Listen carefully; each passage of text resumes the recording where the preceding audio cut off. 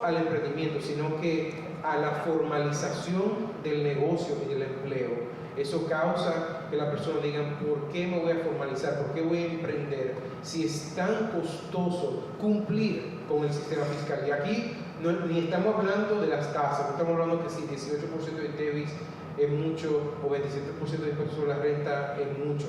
Estamos hablando únicamente del costo y la dificultad de cumplir con el sistema fiscal, y hasta que no lo simplifiquemos no vamos a tener mayor emprendimiento y mayor formalización. Y nada más para terminar ahí, entonces, en el sistema laboral también sabemos que hay serias discusiones que se están dando actualmente sobre reformas al Código Laboral que data del año 1992, casualmente el Código Tributario también data del año 1992, y tenemos que reconocer que tanto el Código Tributario como el Código Laboral, aprobado en el año 1992, fueron grandes reformas positivas en ese momento. Pero el país del año 1992 y el marco en el cual se dieron esas reformas no es el país que estamos viendo hoy en el año 2023 y ya pensando en el 2024. La República Dominicana era un país de una economía pequeña, cerrada, agropecuaria, en el año 1992. Hoy día es un país de servicios, con un sector de turismo y de exportaciones enorme. Es un líder en el Caribe y Centroamérica en materia económica. Es un país internacional. Aquí no hay ningún país en esta región que se compare con nosotros en materia de puertos, aeropuertos, conectividad, y que tenga ya un país de ingreso medio, que tenga una base industrial mucho más grande de lo que tenía en el año 1992. Entonces, si nosotros no nos abocamos a hacer una reforma real, seria, integral, tanto del Código Tributario como del Código Laboral, el emprendimiento, la innovación, la formalización se van a ver afectadas. O sea que yo puedo decir que el Código Tributario y el Código de Trabajo son un obstáculo para el desarrollo del emprendimiento en la República Dominicana. Sí, lo son. Ya tiene el título de mañana. Gracias por Eso eso. es lo principal que habría que hacer al código a propósito. A los códigos. Sí, a ambos códigos. Pero que Los principales cambios que habría que hacer en tanto el Código Tributario como el Código Laboral. Bueno, en el Código Tributario yo creo que ya tocamos algunas de esas propuestas de simplificación de lo que es el régimen de cumplimiento del Código Tributario.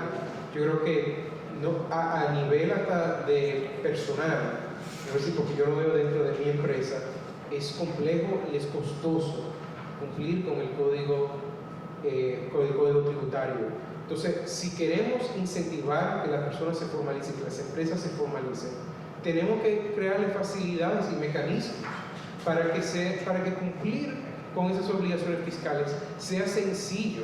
No puede ser tan complicado, no puede ser que tenemos que tener un personal dedicado, una pequeña empresa tenga personal dedicado únicamente al cumplimiento de materia fiscal. En otros países, Germán, con un software, tiene que pagarle un contable.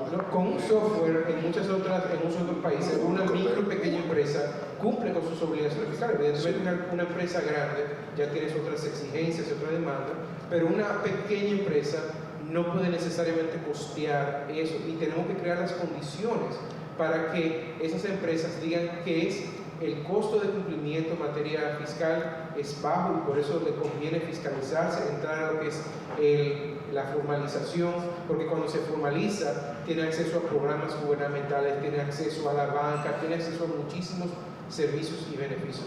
Y en materia del Código Tributario, nosotros tenemos una rigidez laboral aquí que es tremenda. O sea, nosotros tenemos poca flexibilidad en lo que son los horarios y las modalidades de trabajo. Aquí el Código Laboral está concebido para una economía en que se elaboraba 2 o 3 turnos, 8 horas, 5 días a la semana, porque iba un operario a operar una máquina o iba un obrero a hacer una zafra en una finca, que la República Dominicana también todavía tiene una gran potencial y una gran industria agropecuaria en nuestro país, pero nosotros nos hemos diversificado, y hasta la misma industria agroindustrial tiene necesidades de mayor flexibilización de lo que son los horarios y lo que son las modalidades de trabajo.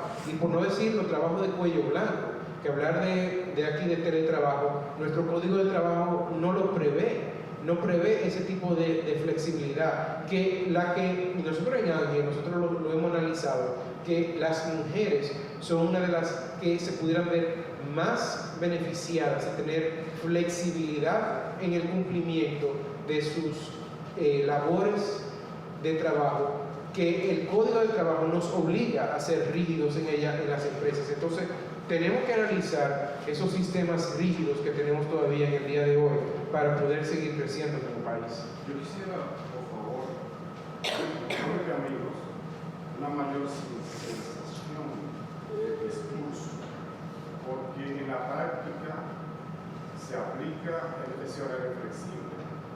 Porque hay gente que trabaja, por ejemplo, nosotros en el periódico trabajamos de domingo a viernes, ¿verdad? Trabajamos domingo, que en otra empresa, en otro horario normal, sería hora extra. Pero como tenemos libre el viernes, en ese plan no hay ningún problema, más que sería trabajar nocturno, se le paga un incentivo pequeñito por horario nocturno. No hay problema en ese sentido. A mí me parece que a este rompecabezas le falta una pieza. Y quisiera ver si es que yo estoy en una teoría conspirativa o qué. Si no estamos hablando, cuando decimos reforma del Código de Trabajo, específicamente de la cesantía. Exacto. Esa es la pieza que yo creo que falta. ¿Cuál es la posición de alguien sobre eso? En ninguna de las discusiones que se han dado, en ninguna de las propuestas que se han publicado y que se han discutido dentro del sector empresarial, se ha hablado de que los derechos adquiridos por los trabajadores al día de hoy deben ser de alguna forma eliminados o, como decía Germán ahora, de alguna forma, sinceramente, de que se vaya a desconocer una expectativa que tiene un trabajador, un empleado al día de hoy. Lo que se está discutiendo es si en el porvenir lo que queremos tener es más flexibilidad también en ese tema de la cesantía, tomando en cuenta que, por ejemplo, en el año 1992, cuando se aprobó el Código de Trabajo, no teníamos, por ejemplo, la Ley 87-01. Y lo que es el sistema de seguro privado, lo que son las pensiones, que se critican muchísimo las AFP, a pesar de que son realmente una gran conquista para la República Dominicana y para los trabajadores, y que es un sistema que es muy mal entendido y desconocido. Pero no se trata únicamente, yo creo que en muchos casos se quiere utilizar la excusa de la cesantía como una forma de no llegar a una discusión real y sustantiva del 99% de los temas o del 95% de los temas del Código Laboral que no tienen absolutamente nada que ver con la cesantía. Pero yo creo que en ninguna propuesta se ha hablado de eliminar ese derecho que tienen los trabajadores adquiridos al día de hoy y no se pretende hacer, y sino que sencillamente que de cara al futuro también se tenga más flexibilidad. ¿Y alguna de esas propuestas incluye utilizar las aseguradoras para fines de cesantía a futuro, no con los trabajadores actuales? De las propuestas que han hecho el sector empresarial. Yo no tengo conocimiento de que se haya hecho. En otros países hay diversos modelos y yo creo que sobre la mesa se ha planteado diversos modelos de un seguro de desempleo, de algún tipo de seguro de cesantía que puede ser privado, que puede ser público. Se ha discutido sobre la mesa. No creo que ha habido ni un consenso, ni una propuesta particular, sino se ha planteado decir, ojo, nosotros no tenemos que decir que ya hubo un sistema que se adoptó aquí en el 1992, hace más de 30 años, y que es el único modelo que podemos evaluar aquí como posible salida de nuestro sistema laboral, sino que hay muchas otras formas de que puede abordarse este problema y que no se pretende ni se van a dejar a los trabajadores desamparados de ninguna forma. De lo que se busca es crear las condiciones para que se puedan crear más y mejores empleos. Emilio Ortiz. Bueno, mi pregunta era la que hizo ella sobre el código tributario, pero tocaba decir que se quiere en ocasión de dar la impresión de que se toma la cesantía como un pretexto para no discutir el otro 99% de los temas que tienen nada que ver con ella. ¿Quién la toma de pretexto? ¿Cuál sector la está tomando de pretexto? Son 3 sectores básicos. Cuando se sientan en la mesa, evidentemente cada uno de los sectores tiene sus posiciones sobre diversos elementos que se discuten en una reforma. Y nosotros nos sentamos, ¿verdad?, en la mesa desde el sector privado, el sector empresarial, el sector empleador, que es formalmente el título que se le da, está también el sector público, el gobierno, y el sector sindical. Cada uno de esos sectores tiene sus posiciones sobre cada uno de esos temas, y en esas mesas es natural que existan posiciones encontradas sobre los diversos elementos. A lo que nosotros apostamos y a lo que nosotros entendemos que debe haber es una sincerización de cada uno de los diferentes sectores que están sentados en la mesa para lograr una negociación y una salida que sea aceptable a toda parte. En una salida que todas las partes se sienten 100% satisfechas, porque de eso se trata una negociación. Y no es un tema de que tenemos que discutir un elemento, eso es elemental, y por eso yo creo que tomando el tema nuevamente, y no es que le tenemos miedo, no tenemos miedo de decir la palabra cesantía, el problema es que hay muchos temas, y el tema de cesantía puede mantenerse igual, puede cambiarse, puede adoptarse otro sistema, pero tiene que ser natural que en una negociación va a haber un dime y un dame, y que va a haber una negociación y que esos diferentes elementos se van a conjugar en un paquete que sea aceptable para las 3 partes. Lo que no podemos aceptar es que cualquiera de las partes, cualquiera de los sectores, se pare de la mesa de negociación y asuma una posición radical de que no quiere negociar y que se tranque completamente. Es decir, bueno, si hay un elemento, sea cual sea, que es completamente innegociable para mí, bueno, entonces tú tienes que estar consciente de que van a haber otros elementos que tú tienes que en una negociación dar para poder lograr un acuerdo que sea aceptable para todas las partes. Señor Marrero. En Sí. principio, Excusa, Marrero, ¿tú querías? Sobre eso mismo, Marrero. sí, Pues sí.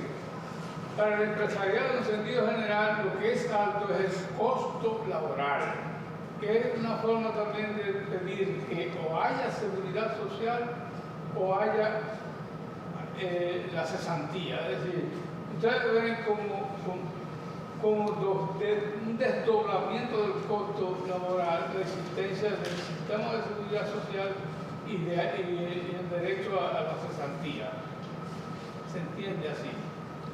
Yo creo que cualquier empresa, cuando toma una decisión de contratar o no a una persona, o decir, de crear un nuevo puesto de empleo, cualquier empresa razonable tiene que tomar en cuenta cuáles son la totalidad de los costos asociados con ese empleo.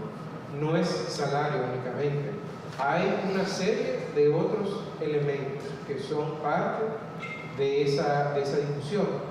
No es solo la cesantía, hay también seguridad social, está también el seguro de salud, está el Infoter, hay una serie de elementos que de diferentes estimaciones lo colocan en aproximadamente el 70% del salario. Es decir, para yo crear un puesto que yo pago 100 pesos, yo como empleador tengo que asumir un costo de 170 pesos.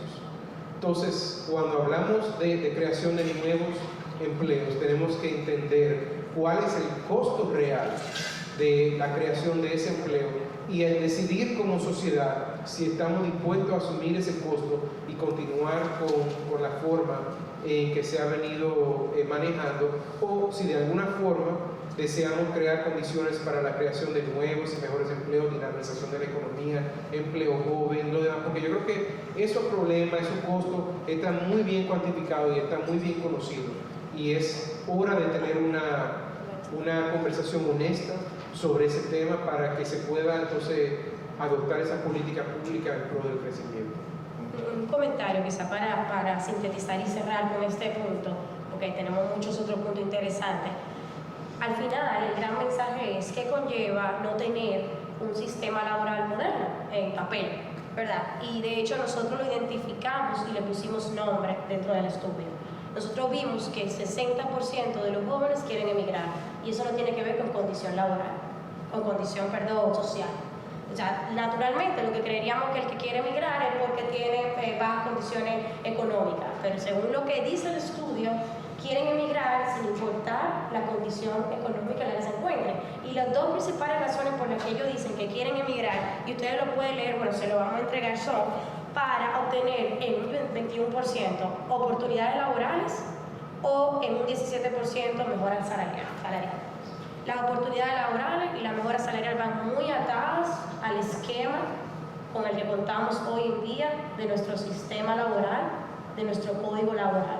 Un mejor código laboral, un código más moderno, va a ser de alguna manera un efecto triplicador para poder retener esa idea de ese joven que no quiere estar en República Dominicana, porque aspira a otro tipo de sistema, a otro tipo de condiciones en términos de empleo, a otro tipo de condiciones en términos salariales, que obviamente ustedes saben que recientemente se hizo un incremento salarial por parte, ¿verdad?, de la mesa tripartita del Comité de Salarios, donde todos en consenso nos abocamos a un incremento, pero para seguir haciendo este tipo de cosas tenemos que abocarnos... Un incremento histórico. Exacto, un incremento histórico, que era necesario, era muy necesario.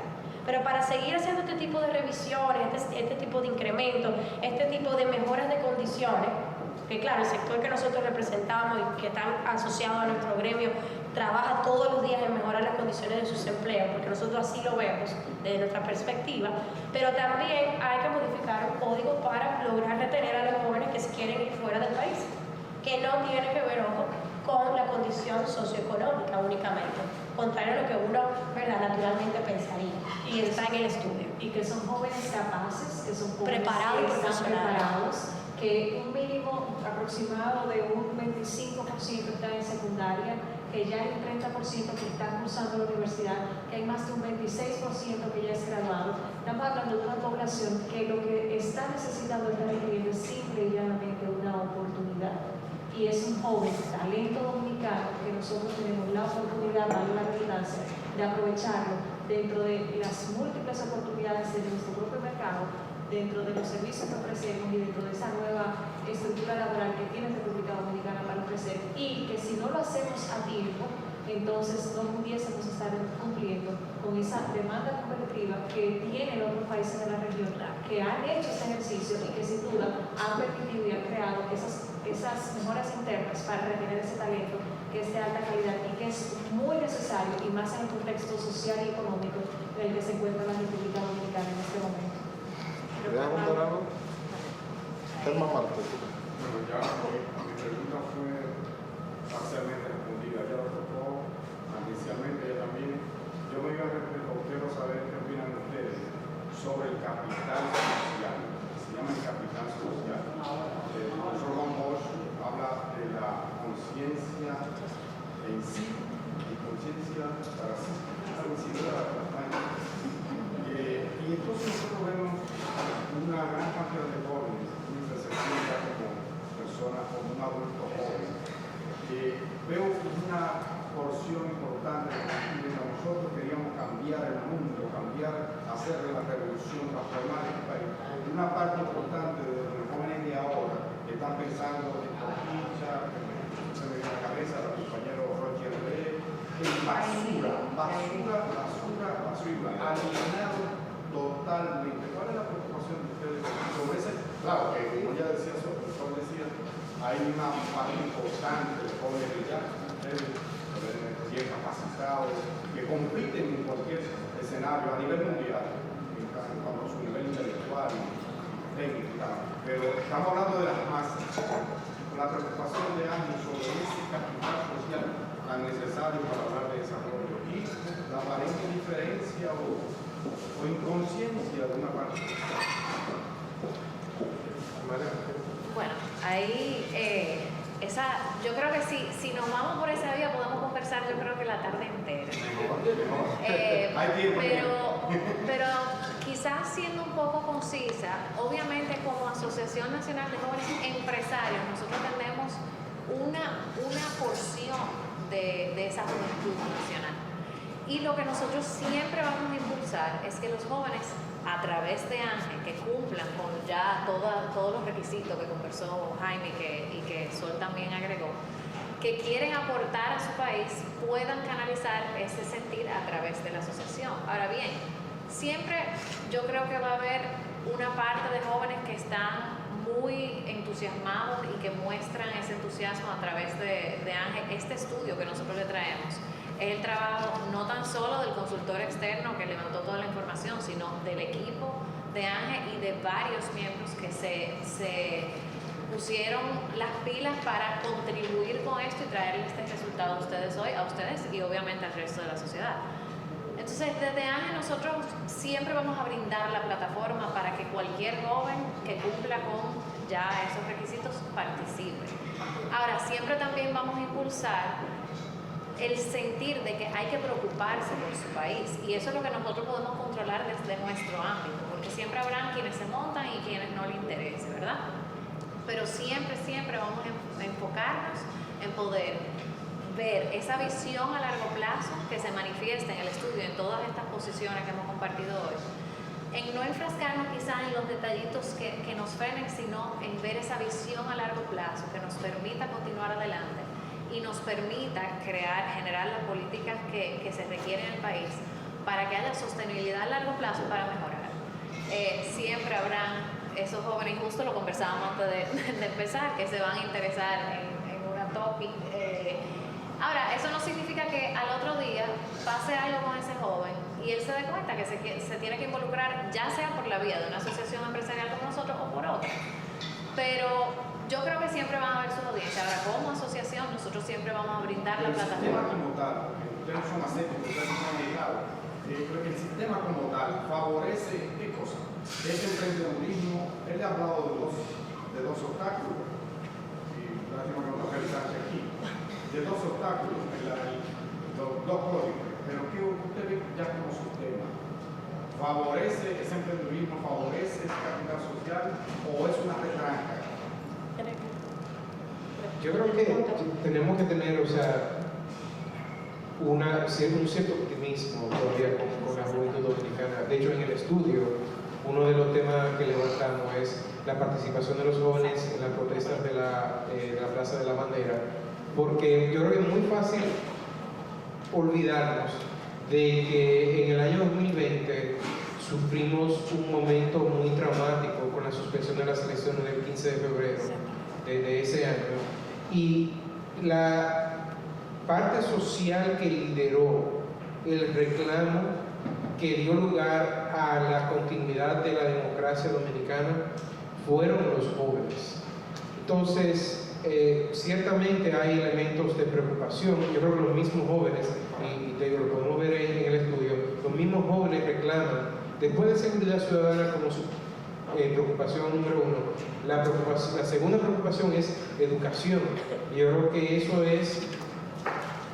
va directamente al tema que tú indicas, hermano, o sea, de que si no tenemos educación, dicen los jóvenes, ¿qué oportunidades yo voy a tener? O sea, hay una conciencia, y de que hoy día quizás la sociedad siempre está en cambio constante, y hoy día todos tenemos celulares, todos tenemos redes sociales. El estudio dice 99.4% de los jóvenes usan las redes sociales.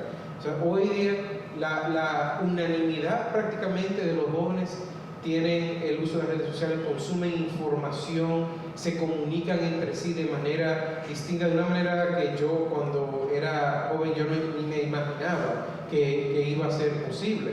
Entonces eso se ve reflejado quizás en algunos de los elementos sociales, populares, culturales que vemos el día de hoy. Pero no, yo creo que si vamos a una conclusión del estudio es que nos debemos sentir esperanzados y optimistas de la juventud. Y muchas de esas canciones y muchos de esos temas culturales, sí, ciertamente algunos tienen que ver con, vamos a decir, de diversión, por no usar otros términos, pero hay muchos de esas canciones de dembow, de reggaetón, que hablan de temas que son de preocupaciones sociales, que hablan de crimen, que hablan de educación, que hablan de oportunidad laboral, que aunque quizás nosotros no nos sintamos identificados con el estilo musical. Yo creo que si lo escuchamos, vamos a ver que hay mucho de esos, claro, el amor, ¿verdad? Que es algo que es eterno en nuestra vida, pero nosotros vamos a ver que muchas de esas expresiones musicales tienen que ver con las mismas preocupaciones sociales que hemos tenido todos por todo lo que ha sido nuestra vida. Y también reflejan una industria en crecimiento, que es la industria creativa, la industria naranja, que sin duda para los jóvenes emprendedores es crucial impulsarla, y sobre todo en este momento. Y quiero volver al punto anterior de Jaime del rol de los medios de comunicación. Y yo creo que esto es una responsabilidad compartida que tenemos. Desde Ángel lo vemos así, cuando nos sentamos con otros gremios también lo vemos así, y el estudio lo refleja. Esa conectividad que tienen los jóvenes votantes hace que esa persona que está detrás de esa pluma periodística tenga un peso importante en ese voto consciente e informado, en esa información que se está transmitiendo. Y yo creo que grupos de comunicaciones como ustedes que manifiestan esa responsabilidad de hacer un ejercicio de información veraz, oportuna, creíble, también aportan que ese joven, aunque utilice las redes sociales, y ustedes han dinamizado muy bien sus plataformas de cara a hacerlas cada vez más innovadoras, están llegando a esa juventud votante, y a través de ustedes están respondiendo muchas de las inquietudes que estos jóvenes emprendedores del sector privado, del sector público, quieren ver reflejado en un país que quizás en otras ocasiones no era ni siquiera posible hacerlo. A mí me encanta la forma en la que ustedes comunican a través de sus redes y cómo hacen la publicación de noticias. Ustedes ven dentro de esos mismos comentarios cómo muchas veces esos jóvenes que están ahí poniéndole a ustedes un comentario, un me gusta, tienen la oportunidad también de lograr una expresión y de lograr que su voz sea escuchada, y hasta incluso ustedes mismos han resuelto casos interesantísimos de jóvenes en condiciones vulnerables que han sido ustedes los catalizadores para cambiar esas historias. Y yo creo que ahí la responsabilidad es totalmente compartida. Don bienvenido. Me gustaría saber si el estudio incluyó algunas preguntas sobre el tema del consumo de bebidas alcohólicas y de estupefacientes. No, estábamos más centrados en los temas de políticos, económicos y de consumo de información, es decir, cómo recibe la información, pero no los datos que son más ligados a lo social, es decir, por ejemplo, si tiene hijos, u otros tipos, si tiene un televisor, o sea, ese tipo de datos no los recomiendo en el estudio. Y en cuanto al consumo de información, creo que usted habló que el 99% estaba suscrito a una red social. ¿Pudieron indagar qué tipo de información consumen ellos y qué dice el estudio sobre el particular?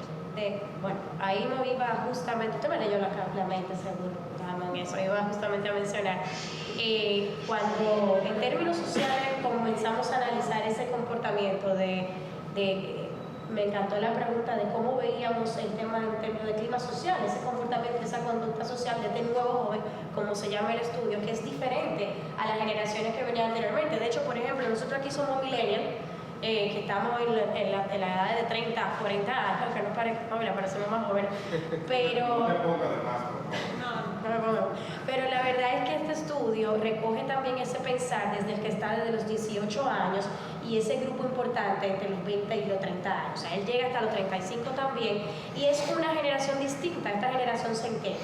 Dentro de los contenidos que más consume, un 53% dijo que recibía a través de las redes sociales información política, que era básicamente donde nos estábamos centrando anteriormente en la conversación. ¿A qué llama esto? Porque le hacíamos la pregunta específicamente, cuando usted quiere informarse sobre temas políticos, ¿por qué vía lo hace?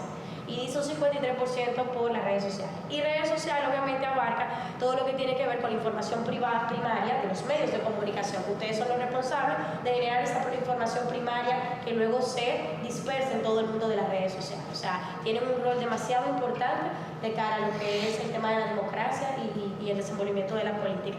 ¿Qué nos dice esto? Que este nuevo joven está demandando a que estas figuras políticas que se van a candidatear en el 2024 hagan una política distinta, comiencen a construir una narrativa distinta. Aquí de hecho evidencia que una de las cosas que más rechaza el joven es el daño a la contaminación visual y auditiva que hacen las campañas políticas. ¿A cuántos de aquí no nos sorprende todo este tema del abarrotamiento popular y público de las propagandas y demás? Entonces, para estos jóvenes, fíjense que